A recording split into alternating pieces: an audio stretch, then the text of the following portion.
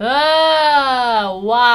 Hi everyone, in this video we are going to test out the new concealer by Wet n Wild called the Mega Last Incognito Concealer, and I will apply this for you, show you how the application goes, what the finish is like, and then we will look throughout the day as to how it wears. Thank you so much for being a subscriber and following over on Instagram. If you missed the last video, that was also for one of the new Wet n Wild products that was applying their new Bare Focus Tinted Hydrator and seeing how that wears throughout the day. So I'll link that in the upper right hand corner for you if you missed it. My earrings are these beautiful rose gold hoops from Amazon, as well as my necklace. Both are very affordable. I will link them in the description box below for you. On my lips, I am wearing one of the brand new, again, Wet n Wild lip products. These are their Cloud Pout Marshmallow Lip Mousses. If you want to see all of the shades in this line swatched for you, including applied to the lips and how they look and what the formula is like, then I also did a video on that, and I will link that one in the upper right hand corner for you if you want to go check that out. So as far as this concealer goes, it is available at multiple retailers that carry Wet n Wild, for example, Ulta, Target, and Walmart.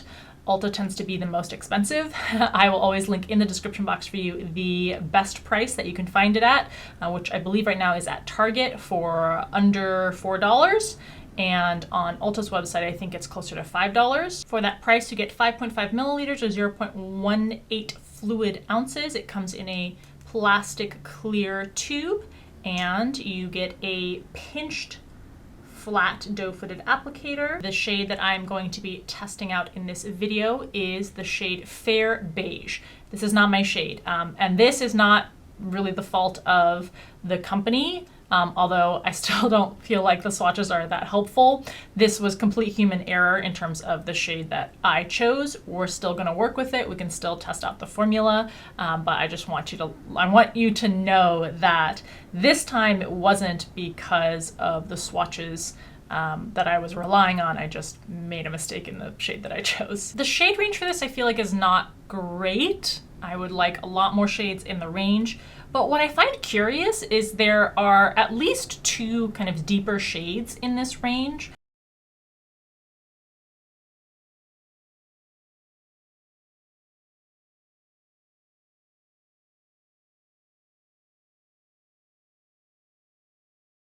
Whereas with the tinted hydrator range, there's 0 deep shades. So I don't know why, this only has 1, 2, 3, 4, 5, 6, 8 shades, just like the tinted hydrator. But for some reason in the concealer, they understood that it was appropriate to include some deep shades.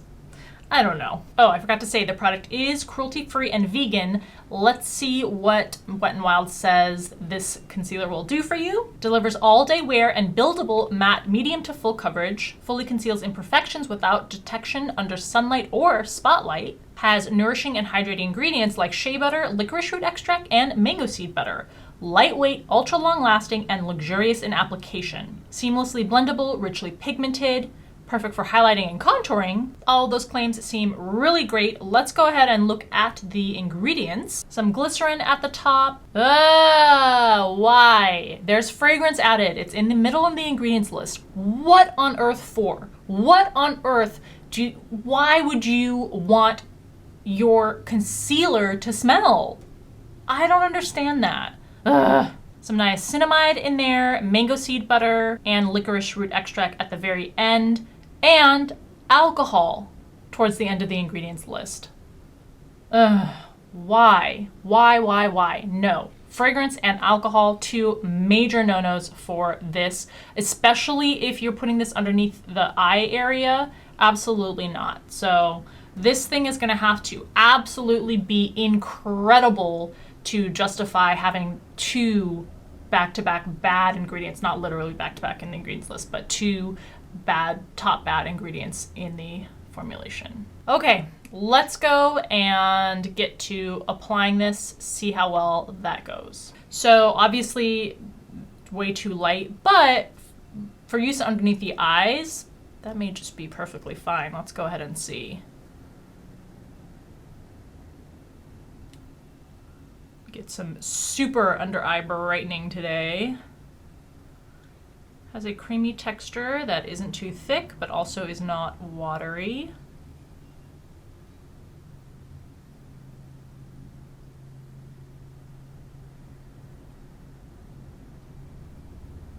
Okay, good coverage on that, I would say. Obviously, it looks very strange because it's just too fair, but I can tell that there's very decent coverage on this. Gonna add just a little more in this inner corner here where I have the darkest streak under the eye. Okay, so concealer applied, not applied.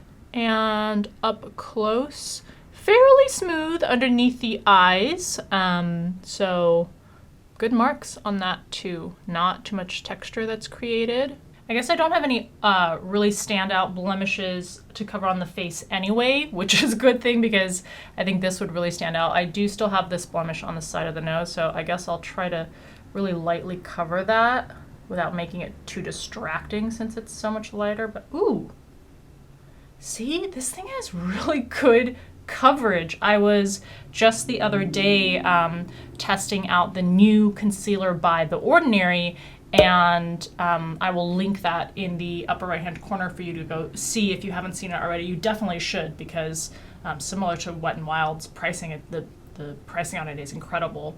But I felt like there were a lot of good things about it, but I felt like it definitely could adhere better to the skin and have more coverage. It says it's full coverage, but I'm much more impressed with this one. So yeah, I'm gonna do the other under eye and check back in with you. I was just doing the other under eye.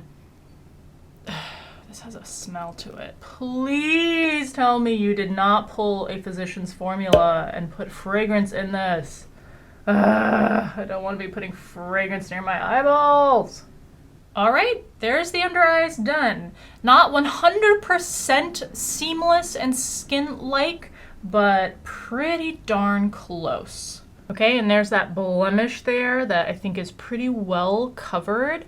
I'll do the rest of my makeup and we can see if there's, I don't really powder under the eye area, so it's probably not gonna be much change there. We'll see if this concealer lifts really easily. How about actually we conceal some of my dark spots on the chin? I have sunspots on my chin here, so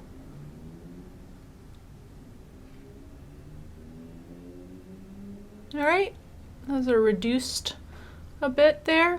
All right, there's the completed makeup look. It's settled just fine into the under eye area. Again, just a little bit of texture. You know, I use my, what is it called? Trinity device, the eye wrinkle device around here pretty much every single night. So that does create a little bit of bumpage, but it looks pretty good. Other than the color match, looks pretty good. The spot on the nose held up, you know, decently well with some powdering on top. So I'll check back in with you at the end of the day. We'll see how the concealer wears, especially in the under eye area. Okay, here we are at the 8-hour mark, the end of the day.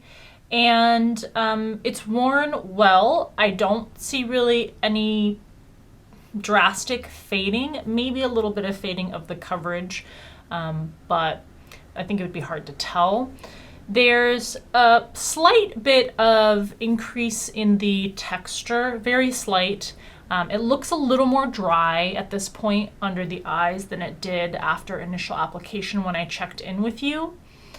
But, you know, I think it has worn pretty well. So there's an up-close look at what it looks like under the eyes and the texture that you may be able to see. And then on the side of the nose here, again, wore pretty well. Definitely you see some fading and wearing off of the coverage there, but some of it is still holding on. So in terms of performance, I think that the concealer performed well, but there's nothing about the performance that in my mind would justify investing in this particular formulation because of the double whammy of the bad alcohol in here, the drying alcohols, and the fragrance, especially if you're going to be using this under the eyes. Not that those are good ingredients for any part of the face or body or the skin, but particularly when putting this close to the eyes, I do not want those ingredients there.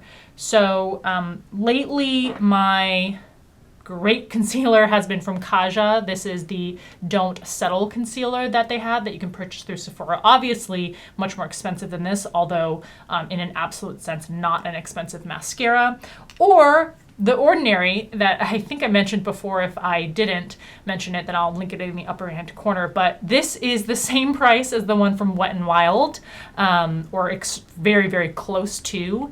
And this does not have the drying, damaging alcohols and does not have fragrance in it. So go for this one instead. This looks very skin-like, in my opinion. So I would absolutely choose this one over this one if you need something in the same price range. Let me know what your experiences have been with this concealer, what you think about anything that I've experienced or reviewed, any thoughts that you have.